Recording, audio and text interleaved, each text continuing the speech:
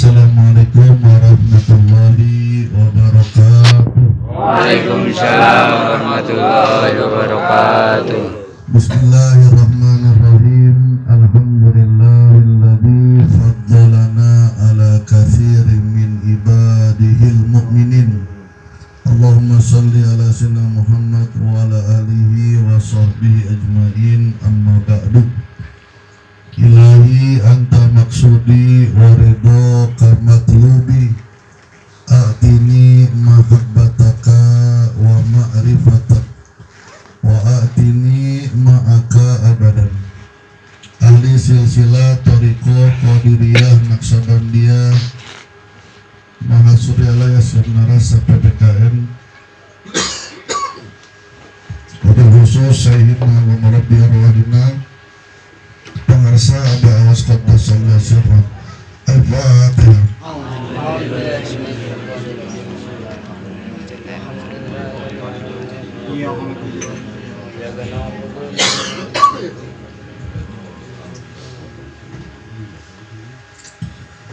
Yang sama-sama kita hormati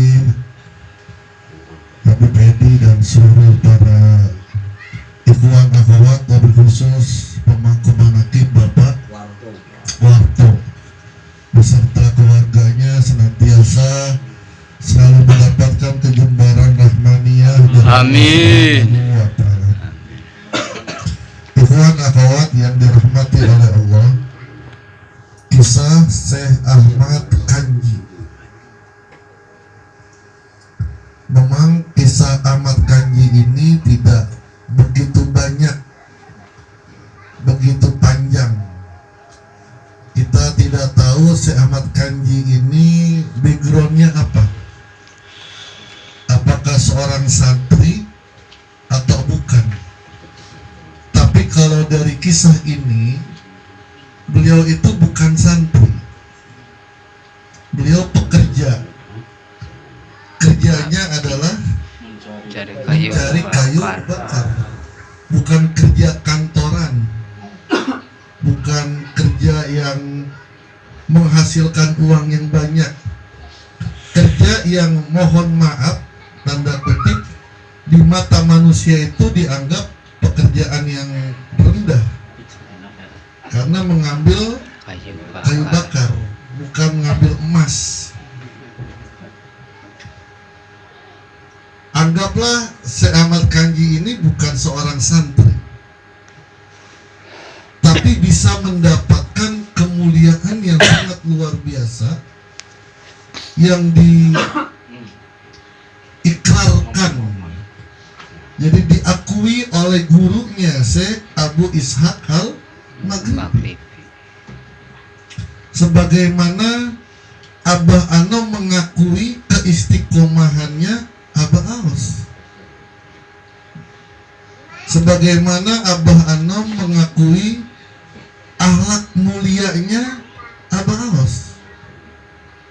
Beliau kan ketika lagi ngeliat menara di Suryalaya bersama sekretaris yayasan, beliau berkata, Abah bangga gitu ya, gue seneng dengan akhlaknya Aos, dengan akhlaknya Aos. Ini perkataan Abah Anom mengakui bagaimana kemuliaan akhlak Abah Aos, dan ini menjadi pegangan kepada siapapun yang mengamalkan amalia Thariqah Qadiriyah Naqsabandiyah Suryalaya. Apalagi sudah sirna rasa lagi, sampai Suryalaya aja sudah harus mengakui. Nggak mungkin Abah Ana mengatakan seperti itu kemudian dinasakh, diralat, tidak. Ternyata perkataan itu menjadi benteng atas tuduhan-tuduhan sebagian murid Abah Anom, ikhwan Abah Anom, yang mengatakan Abah Aos, Ajengan Gaos itu ya bukan orang baik, kan begitu. Dipecat lagi, kan ramai itu. Ada bahasanya malah seperti ahlak yang jelek. Perkataan mereka itu dibantah oleh pengakuan Aba Anom bahwa ahlaknya Aus itu sangat luar biasa. Sebagaimana orang-orang kafir Quraisy mengatakan Nabi Muhammad ahlaknya jelek gitu. Muhammad ini ahlaknya nggak bener nih. Langsung Allah jawab, innaka lakhuluqin azim. Innaka lakhuluqin azim. Sesungguhnya engkau ini memiliki akhlak yang mulia. Kalau Allah sudah ngomong seperti itu, mau ribuan, mau jutaan, mau triliunan orang yang menjelekkan Nabi Muhammad tidak akan pernah jatuh kemuliaan Nabi Muhammad. Begitu pula ketika Abah Anom mengatakan seperti itu, meskipun jutaan, miliaran, triliunan orang menjelekkan Abah Aus, tidak akan bisa menjatuhkan kemuliaannya. Balik lagi, Syekh Ahmad Kanji ini mendapatkan pengakuan dari gurunya Abu Ishaq Al-Maghribi bahwa dia termasuk rijalullah. Itu bukan sembarangan. Rijalullah itu orang yang mendapatkan kemuliaan yang luar biasa. Rijalullah, laki-lakinya Allah. Perempuan bisa dikatakan rijalullah juga. Tidak bisa. Apa yang menyebabkan? Kalau secara ilmu mungkin ya nggak ada ilmunya. Karena mungkin dia nggak pernah ngaji gitu. Kalau secara harta sedekah mungkin ya enggak, karena dia pekerjaannya kan kerja kasar gitu. Apa yang membuat Syekh Ahmad Kanji mendapatkan kemuliaan yang luar biasa? Karena dia punya guru sosok yang sangat mulia. Itu pertama. Guru beliau itu sosok yang mulia, yang ketemu dengan Nabi yakzotan. Syekh Abdul Qadir ketemu dengan Rasulullah dalam keadaan sadar gitu. Ketemunya juga nggak sekali dua kali. Di antaranya misalnya Syekh Abdul Qadir itu termasuk orang yang gila ilmu, sehingga menghabiskan waktunya untuk belajar dan riyadhah sampai tidak menikah. Umur 30 tahun baru nikah. Kenapa nikah? Ditegur sama Nabi. Kenapa engkau tidak menikah? Akhirnya baru nikah. Kalau nggak ditegur sama Nabi, mungkin dia nggak nikah. Ya ketampanannya si Abdul Qadir nggak ada yang kayak di sini, nggak ada. Yang kedua, si Abdul Qadir belajarnya bertahun-tahun, tapi tidak mau mengajar. Nggak mau ngajar beliau, karena merasa beliau itu bukan orang Arab. Si Abdul Qadir itu bukan orang Arab, Persia. Jilan itu di Iran. Iran itu negeri Persia bersebelahan dengan Irak. Irak negara Arab. Jadi si Abdul Qadir dari Iran, dan dulu di Iran tuh banyak ulama-ulama besar, dan belum ada Syiah belum berkembang di sana. Baru beliau hijrah ke Irak ketika umur 18 tahun.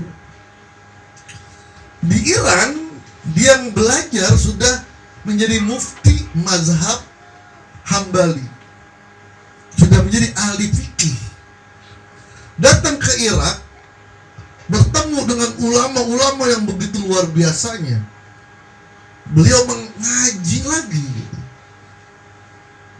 lagi sampai beliau akhirnya menjadi mazhab Syafi'i. ketika ilmu semuanya dikuasai oleh beliau nggak mau ngajar. Kenapa? Merasa bukan orang Arab. Kefasihan bahasa Arabnya beda. Ya kayak orang asing lah. Meskipun bertahun-tahun tinggal di Indonesia, suruh ngomong Indonesia, tetap aja ada kata-kata yang nggak pas kan begitu. Ini meskipun dia orangnya udah bertahun-tahun, karena bukan bahasa ibu. Si Abdul Qadir seperti itu. Sampai didatengin oleh baginda Rasulullah.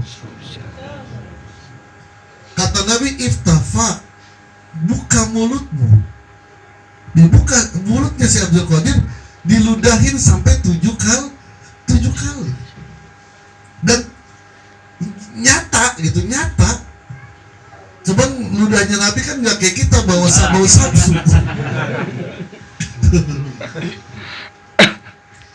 Dan belum sampai di situ juga, Sayyidina Ali didatengin juga.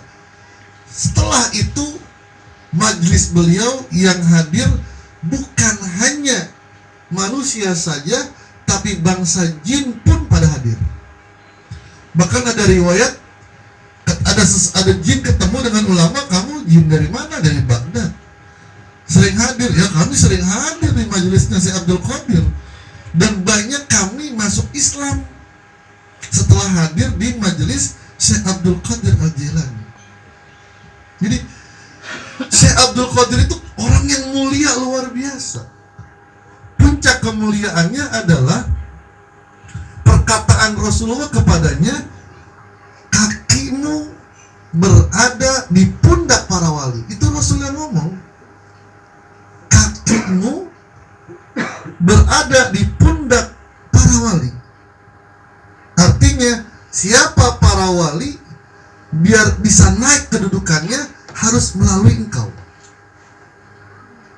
Disitulah Syekh Abdul Qadir berkata di tengah-tengah jamaahnya, qadami hazihi ala raqabati kulli waliyin lillah.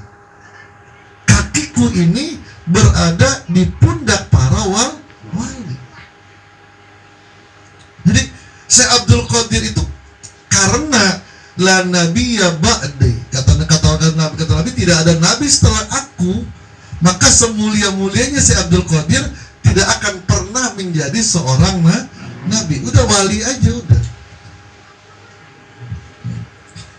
Itu Syekh Abdul Qadir seorang yang mulia. Maka orang yang memuridkan dirinya kepada Syekh Abdul Qadir, ingin menjadi muridnya Syekh Abdul Qadir, sudah pasti mendapatkan kemuliaan dari Allah. Karena orang seperti itu, dia dengan muridnya itu melebihi sayangnya kepada anak. Sebagaimana Rasulullah menyayangi umatnya melebihi kecintanya kepada keluarga. Dibuktikan ketika beliau akan meninggal dunia, yang disebut adalah umatnya. Ini pertama, Syekh Ahmad Kanji mendapatkan kemuliaan karena berguru dengan orang yang mulia. Yang kalau bahasanya Al-Kamil Mukammil, orang yang sempurna dan orang yang bisa menyempurnakan. Ada orang yang Al-Kamil doang, tapi Ghairul Mukammil. Itu kalau dalam dunia Nabi doang, bukan Rasul. Tapi Kamil Mukammil, Nabi dan Rasul. Terus apa lagi? Warasatul, pewaris Nabi yang sempurna. Jadi itu. Yang kedua adalah Syekh Ahmad Kanji tulus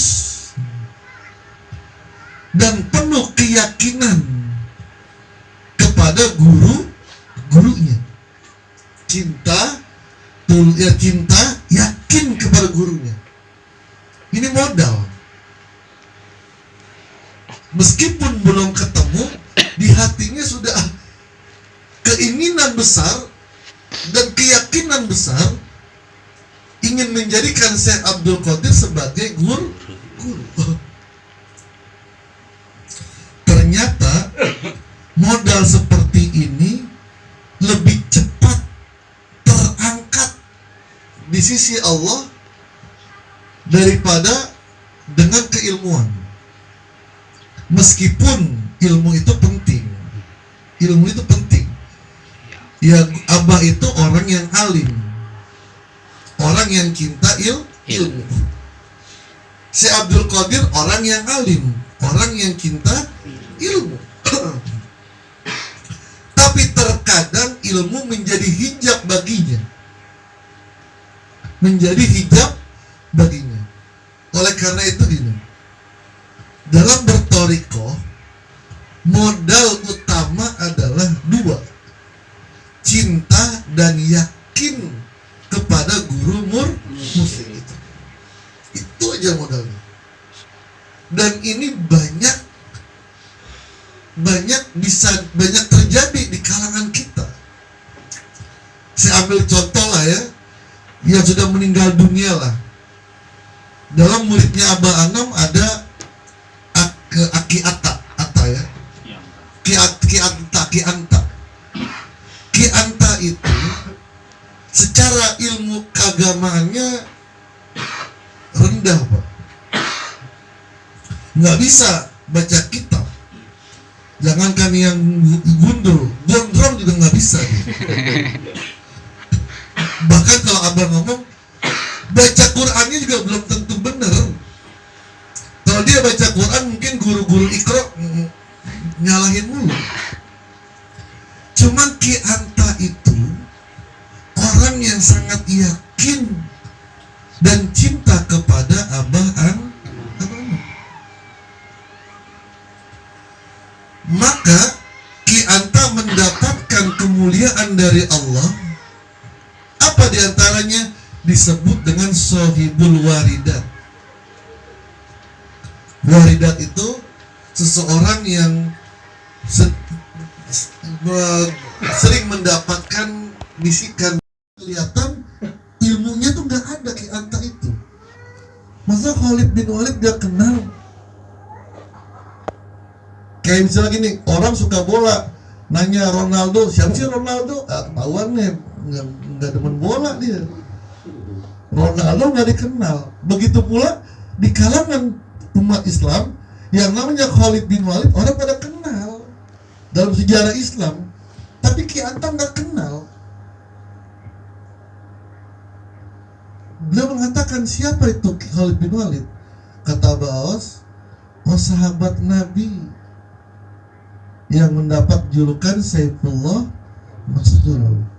Apa kata Ki Anta? Dapat salam dan ditunggu. Ngomongnya begitu. Dapat salam dan ditunggu. Kemudian Abah dengan Umi Umi naik haji. Ini masih zaman Abah Anom. Di tengah perjalanan bisnya tiba-tiba mogok di Mekah. Mogok, Pak. Dibenerin nggak bisa. Akhirnya kepala ketua rombongan memutuskan, ya sudah, kita bermalam di maktab terdekat, penginapan terdekat. Maka semua jamaah dimasukkan ke penginapan. Ternyata penginapan itu Darul Khalid bin Walid. Dulu rumahnya Khalid bin Walid. Lalu diundi. Karena tingkat, siapa yang lantai pertama, lantai kedua. Diundi yang keluar Ajangan Gawas dengan istri beliau, dengan Umi. Oh jangan, Ajangan Gawas masih muda. Diundi lagi, keluar lagi. Ya sudah keluar 2 kali. Ditempatkan percis kamarnya Khalid bin Walid. Dan Abah Awas bilang, ketemu dengan Khalid bin Walid, besar badannya, ketemu aja. Dan Abah mungkin di situ di sensor ada pembicaraan apa dengan Khalid bin Walid, abah nggak cerita tuh, pokoknya ketemu besar badannya. Disitulah pertemuan antara dua Saifullah Maslul. Saifullah Maslulnya Rasulullah dengan Saifullah Maslulnya Abah An. Dan siapa yang memberikan isyarat? Aki Anta, yang secara keilmuan tidak masuk. Ustadz juga nggak masuk. Ustadz aja nggak masuk. Tapi karena keyakinannya, mahabbahnya kepada orang yang mulia, Allah berikan kemuliaan kepada dia. Tapi syaratnya jangan jadi tujuan. Jangan jadi tujuan. Misalnya gini, contoh daripada orang yang benar-benar cinta dengan tulus, yakin dengan tulus. Misalnya ilustrasinya gini. Biasanya masuk ke tempat rekreasi, tempat berenang lah, atau restoran lah, itu tasnya diperiksa, Pak. Saya tuh sering berenang dengan anak-anak, dengan keluarga, itu tas diperiksa, Pak. Makanan itu nggak boleh masuk.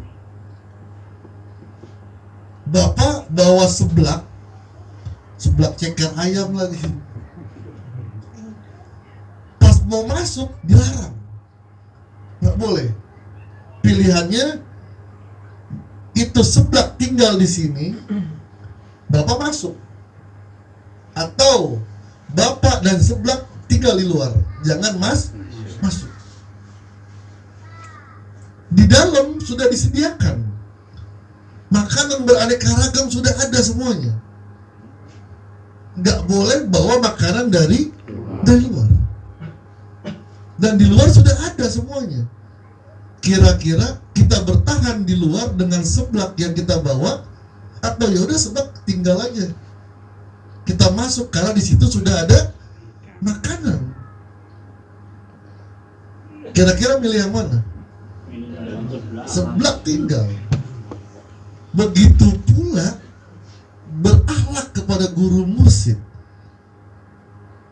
Tulus dalam mahabbah, tulus dalam keyakinan adalah kalau kita bawa amalan dari luar. Mungkin bapak-bapak, saya yakin ibu-ibu sebelum masuk Thoriqoh ini amalannya udah banyak lah. Wah, udah kemana-mana, udah kumpul itu mana amalan.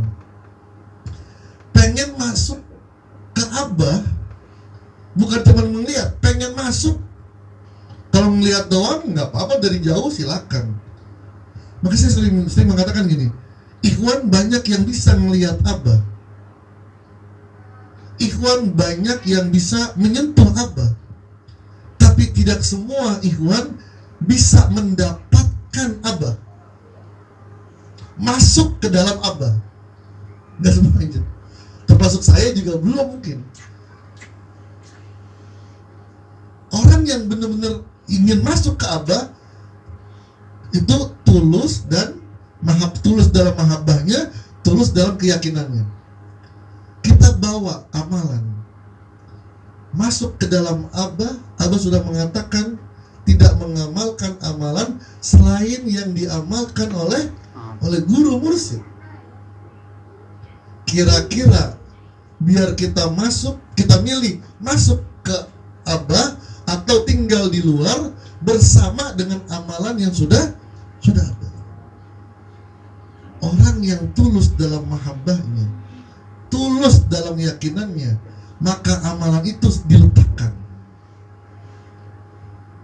Dia masuk hanya mengamalkan amalan yang diberikan oleh guru mursyid. Menunya guru mursyid. Itulah ketulusan ya, dalam mahabbah dan ketulusan dalam keyakinan. Maka perlu adanya manakibah. Kenapa Abah itu kalau ketemu ikhwan yang ditanya Gimana manakib di sana? Gimana manakib di sana? Karena tujuannya manakib itu adalah untuk menstabilkan keyakinan kita dan mahabbah kita kepada guru mursyid. Itu Pak. Kalau sebulan nggak manakib, bisa jadi kita menganggap abah orang biasa aja, atau menganggap amalan kita yang la ilaha illallah itu biasa-biasa aja, dan itu akan menjatuhkan kemuliaan dia di hadapan Allah. Jadi amalan itu harus dengan keyakinan. Ya kalau nggak salah ceritanya Sunan Geseng ya, yang dikasih amalan ya hayu ya qayyum, tapi bacanya ya kayuku ya kayumu. Iya, Sunan Geseng kan begitu, tapi yakin dia dengan amalan itu berhasil. Ada tukang beca di Jogja, kerjanya beca doang Pak, tapi anak-anaknya lulus dalam universitas. Ditanya sama Profesor Mahfud MD, amalannya apa? Dia bilang, saya dikasih amalan dengan guru saya adalah la walata wala quwata illa billah. Gitu. Jadi saya selalu membaca la walata wala quwata illa billah. Itu dari gurumu? Iya, dari guru saya gitu. Mungkin pendidikan agamanya rendah, pas dengar pengajian ngantuk. Gurunya ngomong la haula wala quwata, dia dengarnya la walata wala quwata, tapi yakin. Berhasil Pak. Itulah Bani Hasyim kenapa dijadikan amalan pokok dalam TKN. Karena Bani Hasyim dibawa oleh Abah Sepuh setelah melewati ujian keyakinan. Datang ke Syekh Khalil Bangkalan, minta amalan. Kata Syekh Khalil, udah gak usah, cukup. Kenapa? Karena Syekh Khalil sudah melihat Abah Sepuh itu murid jadinya Syekh Tolha. Udah cukup, ya enggak, saya minta amalan. Pokoknya maksudnya saya dari Tasik jauh-jauh dikasih amalan, tapi syaratnya yakin. Apa? Selawat Bani Hasyim. Dan yakinnya harus diuji. Harus diuji. Apa? Naik sampan dari Madura sampai Surabaya, tapi nggak boleh pakai dayungnya, diem aja. Lalu ngapain? Cukup baca Bani Hasyim. Kalau Abah Sepuh nggak yakin dengan Syekh Khalil Bangkalan, yang dia itu adalah murid jadinya Syekh Ahmad Khotib Sambas. Kalau dia nggak yakin dengan itu, setahun juga di situ aja nggak kelar. Kelelep, malah bukan nyebrang kemana di bawah. Tapi karena yakin dengan gurunya, udah baca selawat Bani Hasyim aja, lebih cepat daripada sampan yang pakai dayung. Abah Awas cerita, Abah Sepuh diuji oleh Syekh Tolha keyakinannya. Lagi jalan-jalan di Kali Sepuh. Itu ada sungai namanya Kali Sepuh, yang banyak buayanya. Kalau sini kan buaya daratnya yang banyak. Itu buaya benar. Dan buayanya kelihatan. Abah Sepuh diuji dengan oleh Syekh Tolha. Apa? Mubarak lompat ke sungai. Kok Abah Awas nggak muji? Karena tahu Abah Awas muridnya belum pada yakin. Kalau Abah Sepuh nggak yakin, udah tinggal kolornya doang paling. Karena yakin dengan gurunya, nggak ada satupun buaya yang nyentuh. Abah Sepuh muji Abah Anom. Jalan dari Suryalaya ke Madura, jangan belok-belok. Jangan belok-belok. Saya pas dengar kayak gitu, gimana nggak belok-belok? Abah ceritain Abah cerita pakai Abah ya, nggak tahu nih apakah Abah Anom atau Abah Awas. Abah Anom ketika mendapatkan perintah nggak nanya, udah diikutin. Katanya untuk yakin ihdinas syiratal mustaqim, bahwa apa yang kita jalanin itu benar-benar lurus. Jalan lurus, jangan belok-belok. Dalam hati, gimana nggak belok-belok? Abah Aus langsung cerita begini. Abah Anom nggak pakai nanya, dia jalan. Ketika ketemu tebing, Abah ditidurin. Saya nggak tahu nih apa ketika jalan dengan Abah Awas, mungkin bahasanya Abah ditidurin. Tiba-tiba sudah ada di seberang. Jalan lagi. Ada bukit tinggi. Ketemu bukit tinggi. Abah ditidurin lagi. Tiba-tiba udah dari atas. Perjalanan itu menghabiskan waktu selama 2 tahun. Bisa seperti itu kembali lagi ke Suryalaya. Kenapa? Karena meyakini kepada gurunya. Waduh, Abah kok belum ngasih kayak begitu? Ya, tahu Abah murid-muridnya pada mencret. Maka Abah, tapi gini, oh iya dulu kok amalan berat banget ya. Dulu kalau minta talkin ke Abah Sepuh itu harus ke Abah Sepuh itu harus tirakat dulu kan. Bisa 40 hari sholat di tempat di tong yang nggak buat apa-apa. Suruh puasa dulu. Kalau berhasil baru ditalkin dulu gitu. Zamannya Syekh Tolha lebih parah lagi. Pertanyaannya, ketika orang minta talqin ditanya dulu, kamu mau mengamalkan ini benar? Iya guru. Siap Kiai. Siap susah, ngomong gitu Pak. Ngamal ini siap susah nggak? Siap. Dipanggil istrinya. Dek sini dek. Suamimu ingin mengamalkan ini dan dia siap hidup susah. Kamu gimana? Kata istrinya, jangankan siap, nggak siap juga ada susah, begitu.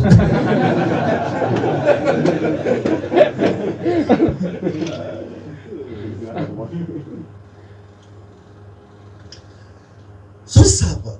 Zaman Abah Aos, jangan nunggu minta, kasih. Jangan suruh dia wudhu dulu, kasih. Kok gampang banget. Saya ketemu dengan Syekh Abdul Malik yang bikin lepesin. Duduk bersama dengan saya duduk lama. Berapa hari saya duduk dengan beliau. Beliau itu mursyid Thariqah Naksabandiyah Husainiyah. Mursyid dia. Dia cerita begini. Ya saya kenal dengan Abah Anom. Saya sering ketemu di mana Kiai? Senyum aja dia. Oh di alam beda dah. Kayak Abdul Malik itu dah. Terus saya beda. Saya tidak gampang mengambil seseorang menjadi murid. Iya, ada seleksi tertentu baru bisa dia jadi murid saya. Karena pertanggungjawaban saya di hadapan Allah. Balik lagi ke Abah Aos kok gampang banget. Bahkan asal ngikut aja selamat betul.